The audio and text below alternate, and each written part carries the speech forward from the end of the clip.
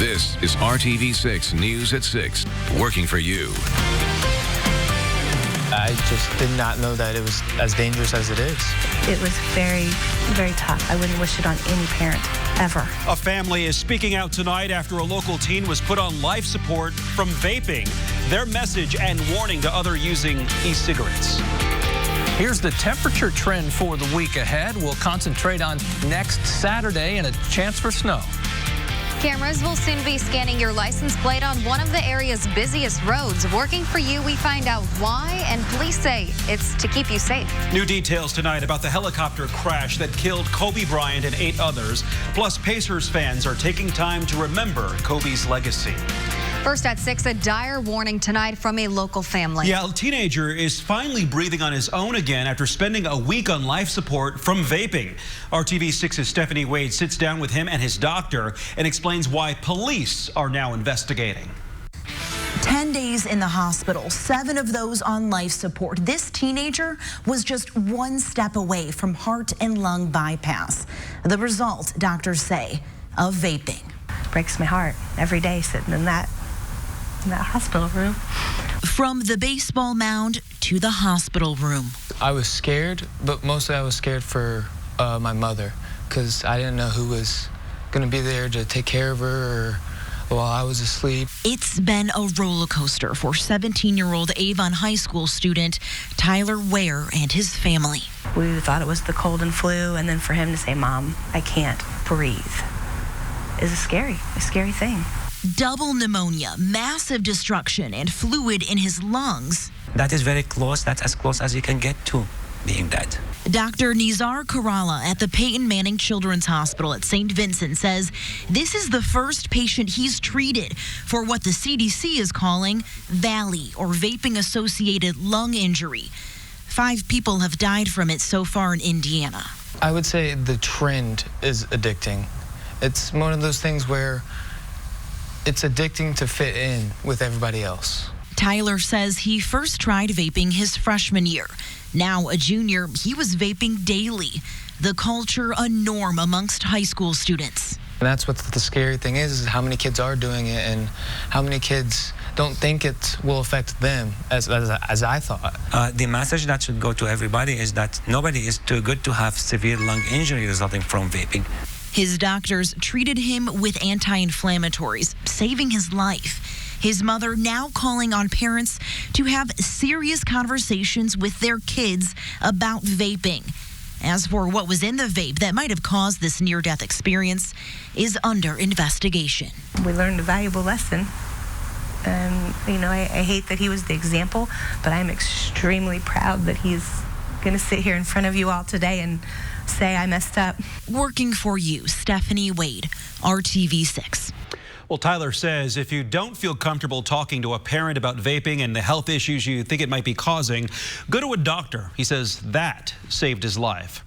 A new initiative in Indiana aims to help teens and young adults who want to quit vaping. It's a program called This Is Quitting. If you need help to stop vaping, text the word Indiana to 88709.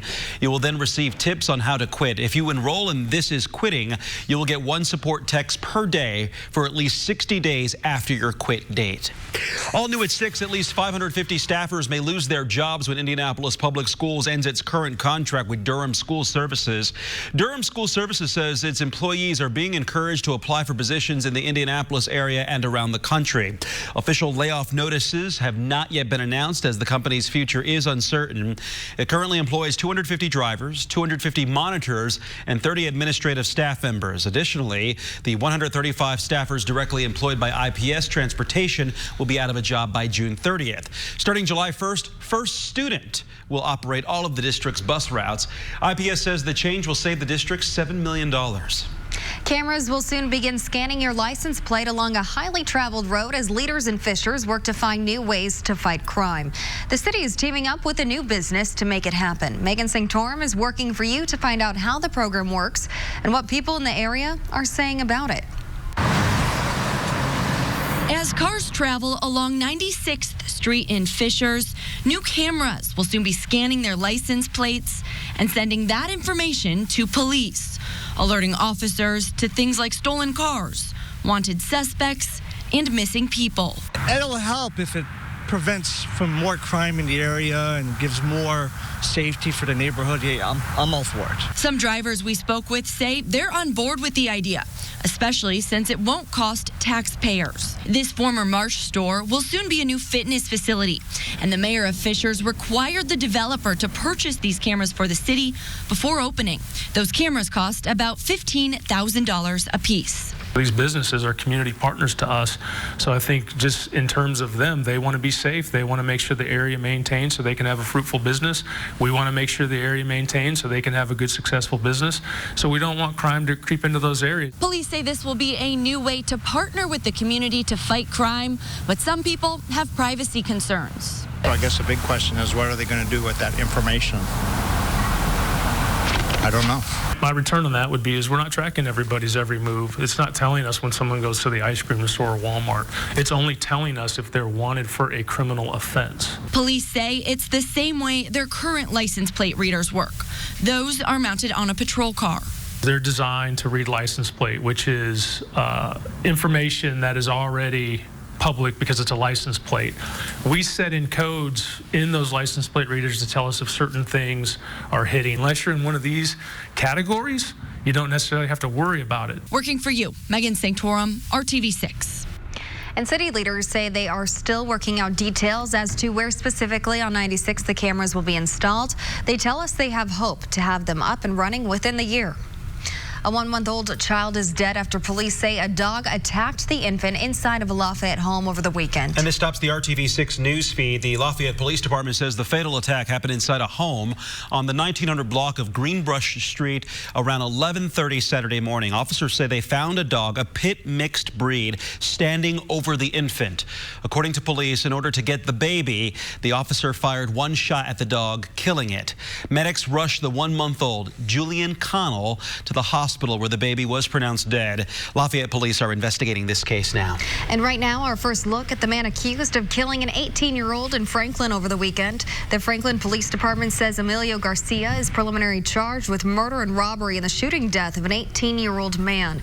It happened near the Boys and Girls Club of Franklin on Hurricane Street Saturday.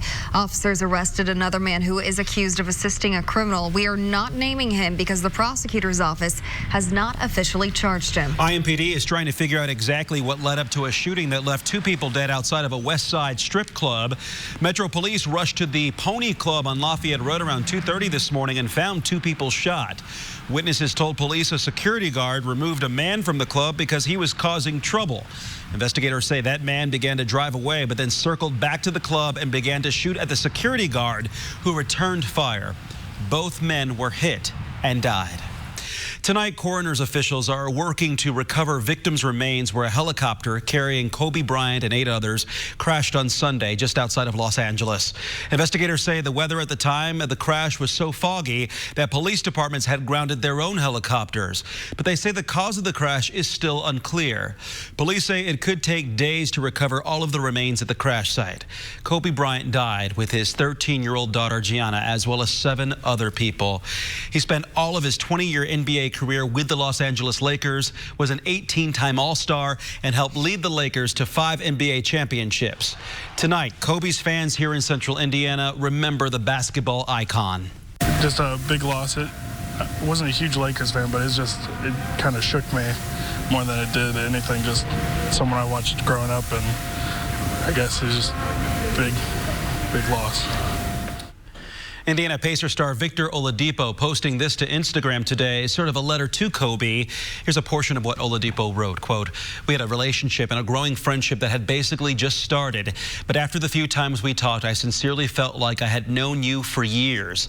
It's so tough to fathom because I felt like my special moment with you was around the corner, a moment I could cherish forever. Unfortunately, that can't happen now. Kobe, thank you. Thank you for all the knowledge and time you took to help me grow." And after more than a year out dealing with an injury, Victor Oladipo will return to the court for the Pacers on Wednesday. And today, fans flocked to Bankers Life Fieldhouse to assign a Welcome Back Vic banner. Was so pleased when the Pacers got him. That was kind of a trade everybody thought, oh no, and then look where that's grown into. So Victor, hope he can come back and I don't say blend in because the team is really foreign right now, but I can't wait to see him with some of these other young players, and it's going to be exciting. Hey, and if you didn't get the chance to sign the Welcome Back Vic banner, today you'll have another opportunity. Tomorrow from 10 in the morning until 5 in the evening. Again, Oladipo will return to game action for the Pacers Wednesday against the Chicago Bulls at Bankers Life Fieldhouse. Very exciting news. A lot of people excited to see that. And here at RTV6, we are partnering with local students. Yeah, we're trying to help them become better and smarter consumers of media. And tonight, we're teaming up with students at Center Grove High School. We're taking a closer look at one of the school's newest additions. A story about the power of perseverance. A senior on the Marian University basketball team shares his incredible journey, the wrong road to get to where he is at today, and the massive obstacles he had to overcome. That's in our Sports Extra Spotlight. And it's a quiet start to the work week, you know that. Lots of clouds around, but nothing else really happening. A few flurries tonight north and east of Indianapolis. I'll tell you why, though, keeping an eye on Saturday. Another storm system will come our way. Those details straight ahead. Silverado 1500 pickups. This is RTV6 News at 6, working for you. You want to do journalism for a career. You're hooked. Okay, I love that. RTV6, with our parent company Scripps, is working on a special project on news literacy. There's also the community impact on that. In the age of social media, fake news, how can our next generation become smart consumers of media? It's not even just affecting like sports. Like, that's what you see when you look at it. It's an investment in the community. So we're partnering with area high school journalism students who are doing some great work, and together we're putting together a news story for their community. I graduated from here in 2010. Seems kind of like a long time ago now. We're in 2020, so 10 years ago. And so I took the opportunity to come back to my old stomping grounds here at Center Grove High School, meet with my journalism teacher, Mrs. Tedrow, and a few of her brightest students who are doing some amazing journalistic work inside these walls. They came to me with the story ideas. First thing that comes to mind is the safety thing. We conducted interviews. How do you think the Student Activity Center will benefit future generations of robotics students? Presented data. So I usually say in 3, 2, pause, and then you start talking.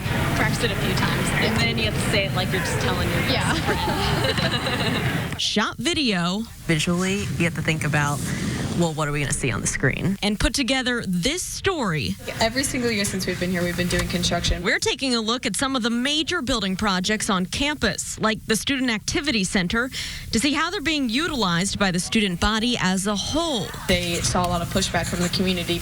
We follow up to see if promises were kept and if the Student Activity Center is not just a place for athletes, but for all.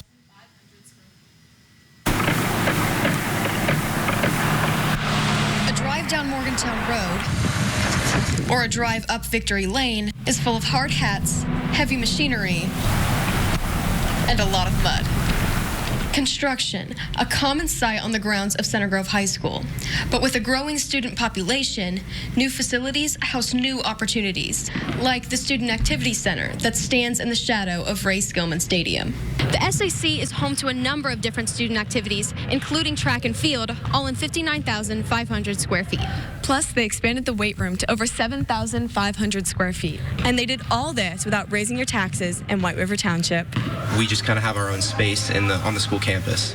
Chase Rivas is a senior and the executive captain of the school's Red Alert Robotics program that hosted their first big competition in the SAC this past year. So it's awesome that we're now able to host competitions at every level, all the way from an elementary school level to our level. So we've got the whole pipeline of our organization that we can have tournaments for now. And that was not left to chance. Even before construction started on this $10 million addition to the school grounds, student groups gave input. We got an input of how the floors were going to be mapped, and so they were able to take us into consideration, and that's been a huge benefit to us because we're going to be able to forever now have competitions in here if we need to.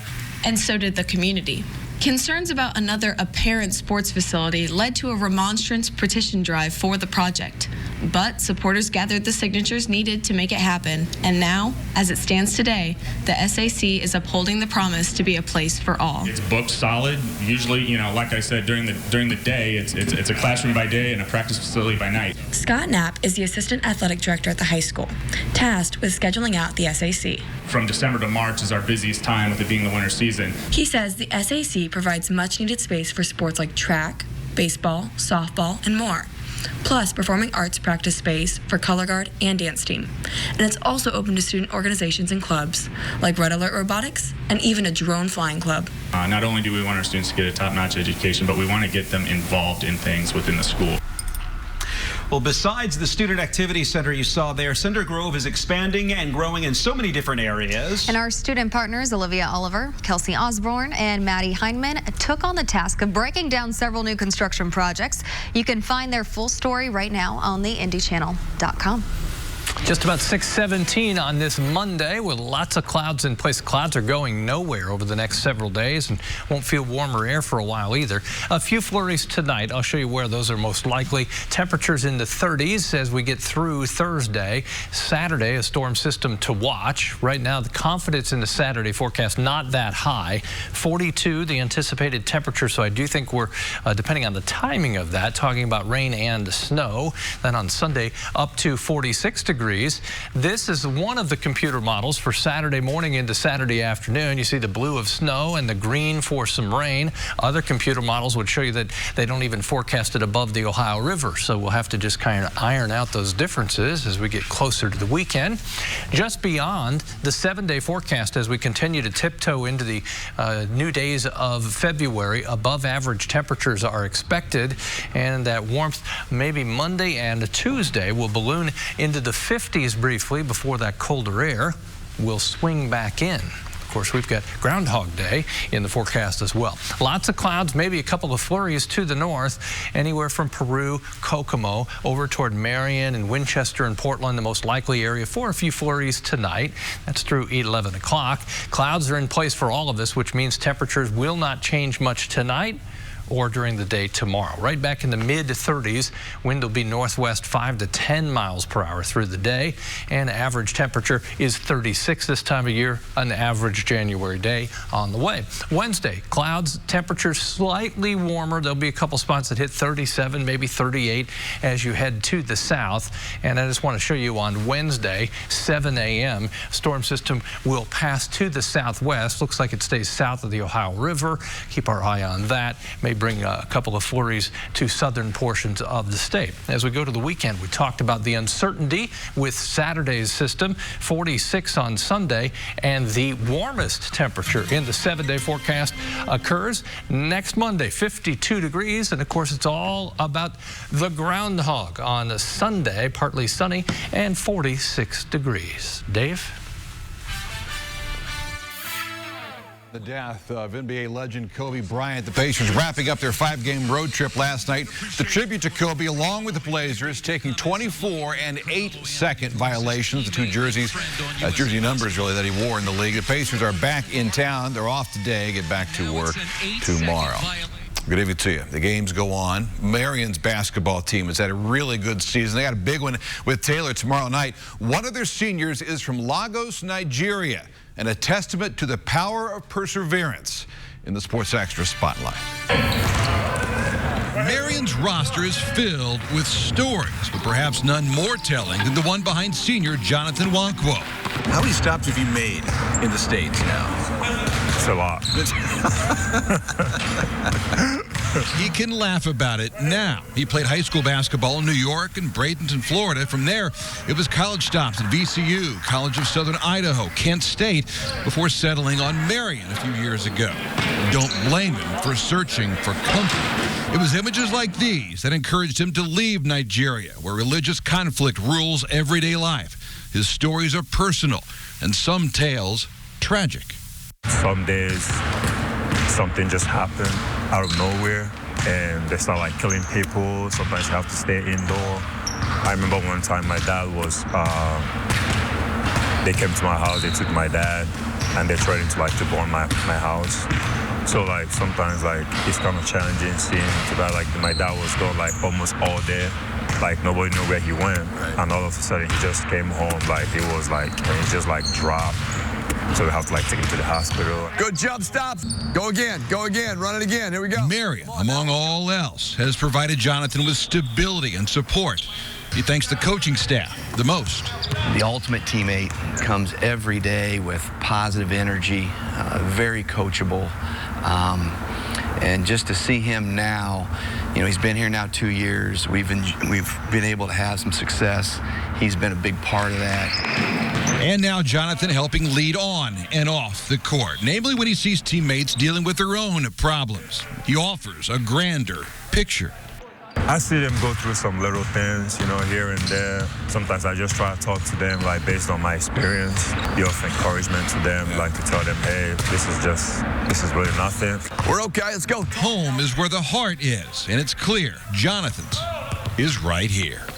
He's 6'9", 230, big body, but, you know, he's really kind of a teddy bear. He's just got a great personality. I don't know how to describe it, but I look forward to, like, new things every time now and here.